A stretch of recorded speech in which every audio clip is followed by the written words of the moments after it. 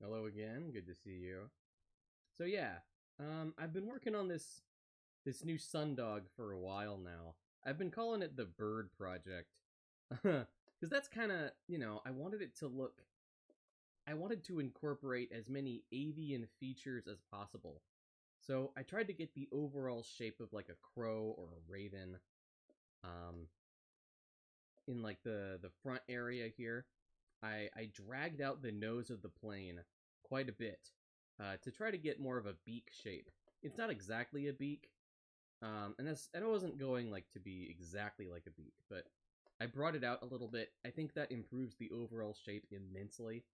It's okay if you don't like it. I really do. I didn't change anything about these lenses super much, except for the one in front. I've rotated it to be dead ahead instead of angled up a little bit, and I've included this little camera lens here. I'm not sure exactly what this is or what its function is in universe, but I think it looks really nice. It's got like a transparent, dark, glassy dome over it. You can see that maybe it like telescopes on the inside because I got these concentric rings. Can I do a wireframe real quick? Oh, I can, but that's not helpful, is it? Oops. All right, well, whatever. You can see it pretty well. That looks really nice to me. Um, I've been working on the materials for this project a little bit too. Um, this is still like as white as I can get it to be, but I've added a little bit of metallic to it. Can I show you that over here? If I drag this out and I go under materials, yeah, you can see that I'm experimenting by dragging up the metallic slider a little bit. I've done that on a lot of these. Not all of them, but a lot of them. To try and get it to look a little bit more like metal. But, this isn't hyper realistic. I just wanted it to look a little bit nicer. And speaking of nicer, I have been doing my best to smooth out the the separations between the nose and the two chunks of the neck and the fuselage. It used to be really obvious where these were separated, and you can still kind of see the way that Blender wants there to be.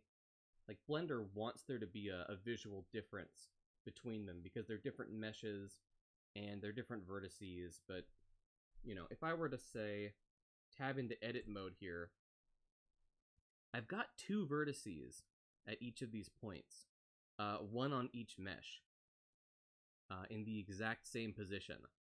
So you'd think that, Blender would make it look as if it's a contiguous material, which is the result that I want, but it's not the result I'm getting right now. There might be a better way to do that, but we'll see. It looks pretty good right now. On the bottom, it does not look so good. It looks much worse on the bottom.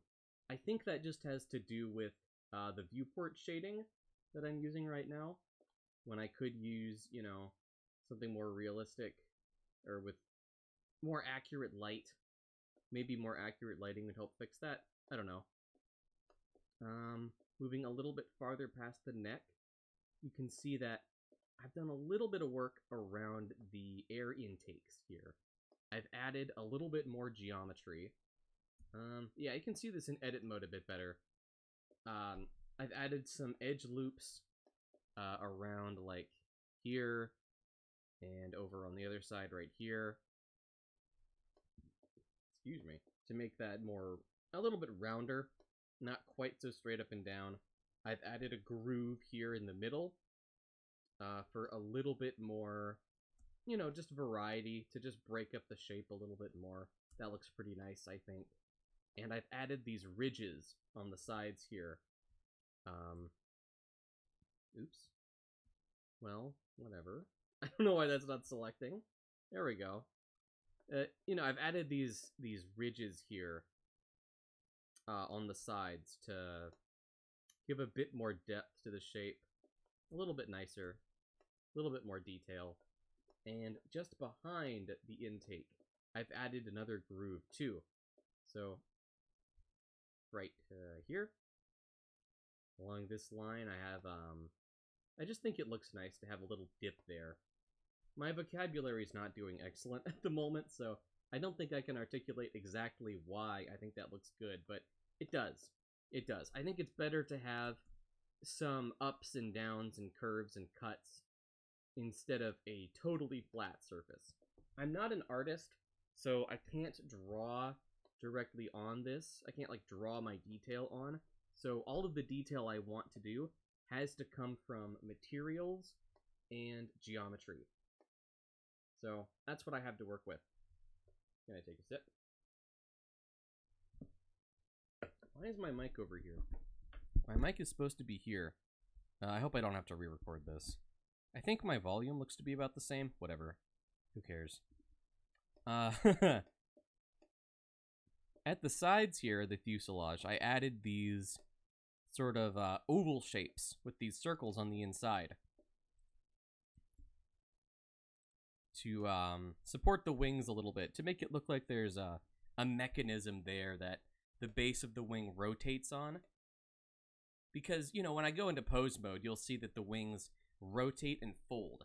And previously, there wasn't a mechanism there, or any kind of shape at all that could make that look possible. Now there's at least something. I'm gonna keep working on this. Maybe put something on the wing to complement that. Maybe like another cylinder axle here at the other end. You know what I mean? To give it another point that it can obviously rotate on. I don't know that it's necessary to do that, but I kind of want to.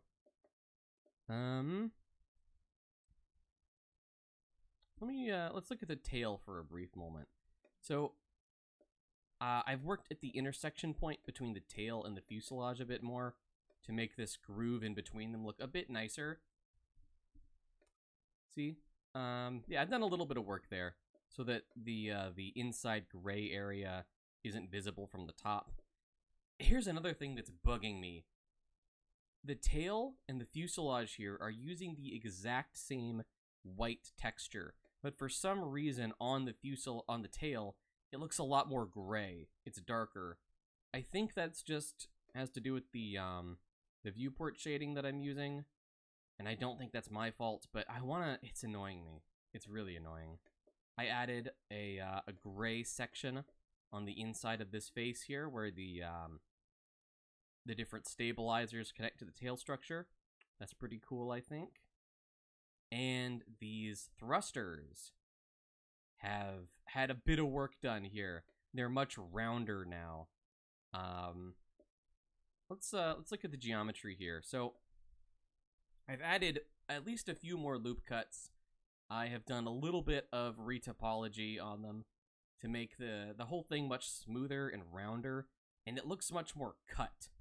It looks like it was just like cut with a saw into this perfect round shape. It's not totally perfect, I know.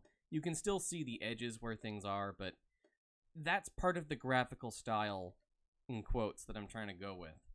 I don't want to go super high poly with this. And I think this is like just the right balance of polygon to roundness that I want here, because the smooth shading makes it look really nice. In fact, I want to see something. What happens if we sharpen these two edges here? You get that look. That might be better. That might not be better. I'm not sure. I'll think about that. But, you know, we're not coming back to this for a while. And the inside there, that emission texture, has had a little bit of work done too. I used the loop tools to make it a perfect oval. Much rounder than it was before. It was just an octagon or something before. Much nicer, much rounder. Okay, I think that covers the top of the plane altogether. Oh, no, we haven't looked at the wings yet. The wings are so much nicer now. I moved a bunch of loops around, but the big thing I did was I added these feathers to the outside edge of the wings. I don't know if I showed this off, and you wouldn't remember even if I did, but when I started this project, I made some mock-ups of what a bird, of like the general outline of a bird. And it had the feathers on the wings, which I thought was so nice. I think it looks really cool. I like bird feathers a lot. And I wanted to incorporate that into the design of this quite a bit. What I did before before I settled on this look was I went all along the base of the wing and the flap here, and I gave them all a jagged edge. You can see a remnant of that jagged edge down at the very bottom here. Can I select these edges? Yeah, right down there. The whole thing had jagged edges like that. And that was too much. It kind of looked like a saw.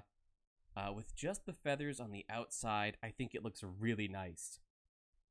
I mean, it's not perfect from like an aerodynamics standpoint.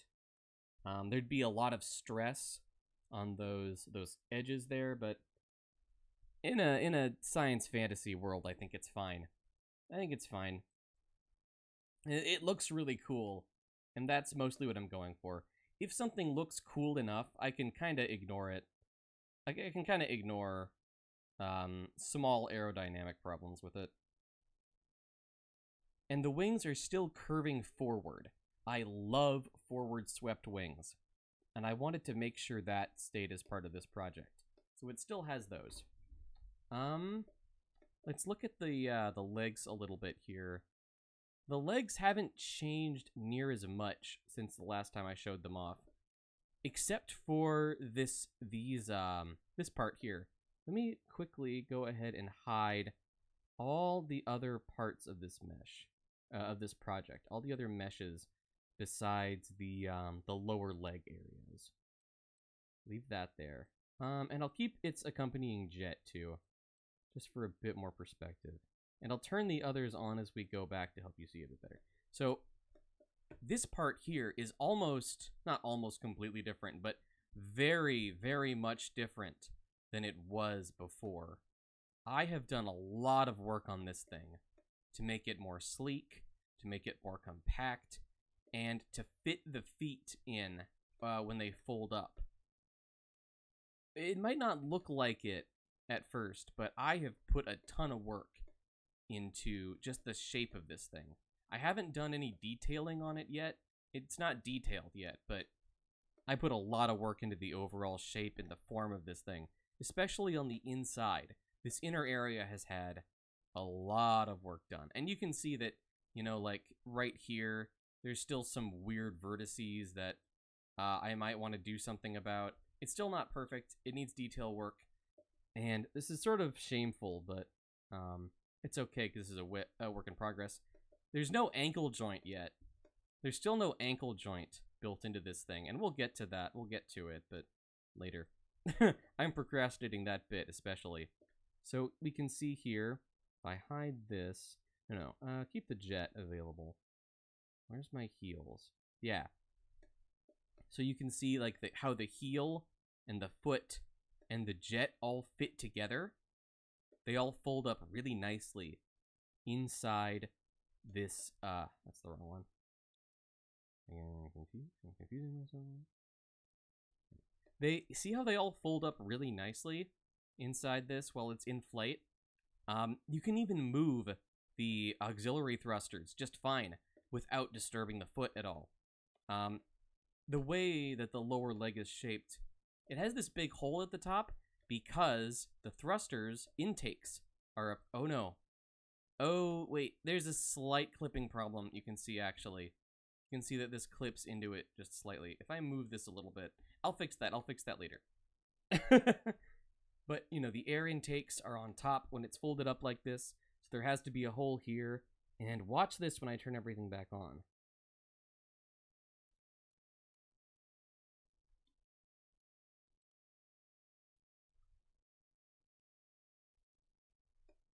The air intakes function perfectly.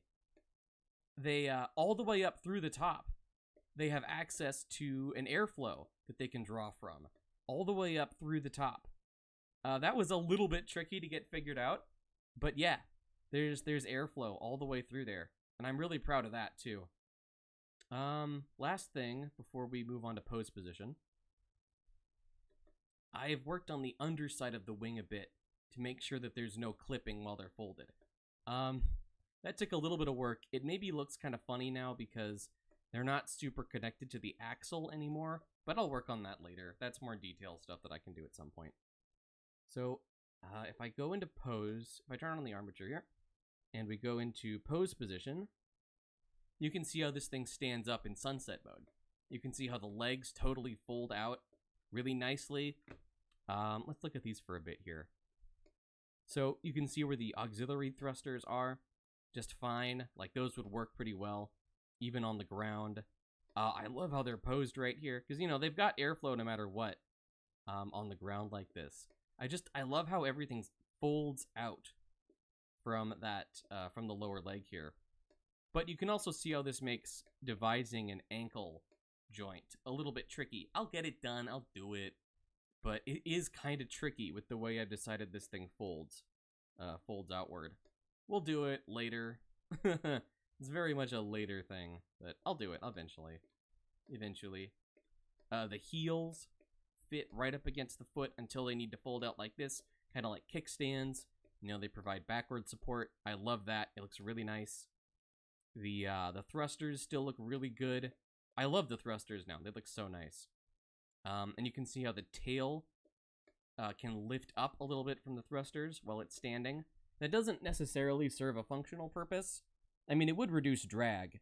There's that. It would reduce a lot of drag, but when birds stand on the ground, their tails kind of stick out like this a little bit. So they kind of stick out level with the ground sometimes. So I wanted to use a design feature like that. That's all it is mostly. It's aesthetic. Yeah, you can see how the wings are folded together.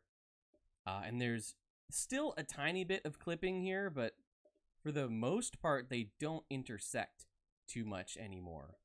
And so that's something I'm very pleased with. In this specific pose, the canard clips into the wing. That's fine. I can adjust the neck later. I haven't done a lot of work on the neck, really. It's pretty much the same as it was before. Still nice, but it's pretty much the same as it was before. Just do like, let's hide this. And do like a quick turnaround so you can see it. You can see all the different angles really quick. If I move my camera a tiny bit like this, you just kind of see all the different angles and all the different components as they are at the moment. This is still a work in progress. The top of the thing has much more work than the lower half. I'll get to the lower half later. You know, work in progress, not finished at all. But this is how it's going to be for a little while. At least until I get my Halloween costume done. There is another project that I would like to do that I'm going to be excited to be in, that I'm very excited about potentially being involved in, but I don't know if that's going to happen or not. So if I turn on in my scene folder, hold on. Okay. Okay, this is slightly strange. Where are these? Ah, phooey. Did I do something dumb? The camera's where it's supposed to be.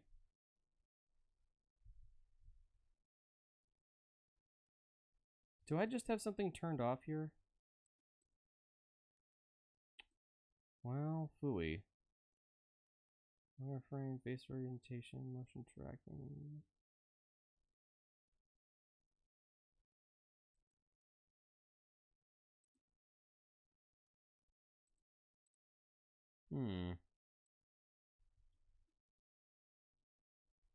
Well, nuts. So I've duplicated this object. Can I do like view? And then, this is dumb. I'm sorry about this. Frame selected, maybe. Now, why are these not visible? They're supposed to be. Oh, because I have the, there we go. Stupid, dummy. I had the scene, I had like the whole collection hidden. Alright. Stupid. So, here's what it looks like with slightly more realistic lighting. Just thought I might show this off. So, like, you can see here that the material looks much more like it's supposed to with this better lighting. So, you know, that's mostly just the way that Blender's default rendering works. Doing something that I don't like. But it's fine. I mean, it helps you see everything well enough. So, you know, we can do a little turnaround of the sunrise mode real quick. Come and hides the number panel. There we go.